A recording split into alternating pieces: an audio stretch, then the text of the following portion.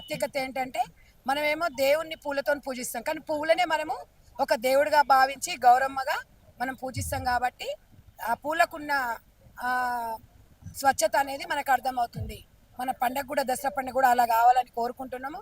ఇది ఏ కులాలతోని మతాలతో సంబంధాలు ఉండదు. ఆడవాళ్ళం అందరం కూడా బతుకమ్మ రాజకీయాలు చేయకుండా, ముఖ్యంగా ఏంటంటే బతుకమ్మని రాజకీయాలు చేసి అడ్డమైన పాటలతోని మన సంస్కృతి సాంప్రదాయం దెబ్బతీసే విధంగా సర్వనాశనం అయిపోతారు. అట్లాంటివి ఇట్లా ఏమైనా చేస్తే, ఎందుకంటే పండుగని పండగలాగానే చూడాలి. పండుగలాగా చూడకుండా పండుగను కూడా విమర్శించి రాజకీయం చేస్తే వీళ్ళ బతుకులు ఏమిటి కూడా కాకుండా పోతాయి. కవిత ఆడదు కదా, కవితమ్మ బతుకమ్మ ఆడుతుంది. కవిత పైకి చూసిపడ్డదా? అవునా?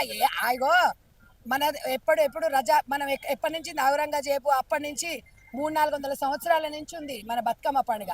కవితను మీరు హైలైట్ చేస్తుండు అవును, మీడియా వాళ్ళు మీరు హైలైట్ చేస్తున్నారు. కవిత బతుకమ్మ ఆడితే కవిత ఏమన్నా తుర్మాన్ కానా, లేకపోతే అవేమన్నా పైకెళ్ళి దేవుని బిడ్డనా?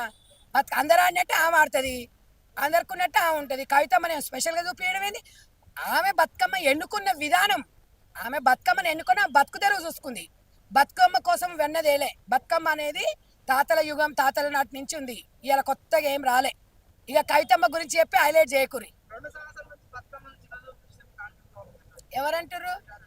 మీకు విషయం తెలుసా? వేసిన కొడుకులకు చెప్తున్నా, బతుకమ్మ అనేది పార్టీలకు సంబంధం ఉండదు. బతుకమ్మ అనేది ఒక ప్రాముఖ్యత. బతుకమ్మ అనేది ఎవరో చేస్తే వచ్చేది కాదు. ఎవరింటి ముందర ఆడపిల్లలు పెట్టుకొని 4 పువ్వులు పెట్టుకొని బతుకమ్మ ఆడుతుంది. విమర్శలు చేయడానికే సిగ్గుండాలి. దేని రాజకీయాలు చేయాలో తెలియదు, దేని రాజకీయం చేయాలో శవాన్ని పెట్టుకొని కూడా రాజకీయాలు చేస్తారు. ఇలాంటి చెత్త వాళ్ళకి మేము ఆన్సర్ కూడా చెప్పాం.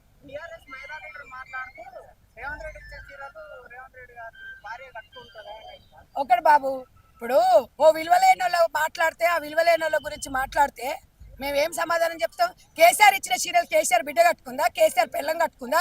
హరీష్ రావు పెళ్ళం కట్టుకుందా? ఎవడు కట్టుకుండు? ఎవడో గాలికోయేవి మస్తు మాట్లాడతాయి. వాళ్ళు కట్టుకున్న ఫోటోలు ఉంటే పెట్టమని అప్పుడు మేము చెప్తాము. అర్థమైందా? ఇలా రేవంత్ రెడ్డి గారిని మించిన వ్యక్తి లేరు. ఇవాళ సాధారణంగా సీఎం అయిన కూడా ఆయన ఇంట్లోనే ఉంటుండు. ఫామ్ హౌస్లో వండుకోలే, ఫామ్ హౌస్ రాజకీయాలు చేయలే. దానికి అన్నదానికి సిగ్గు ఉండాలి, చెప్పడానికి సిగ్గు.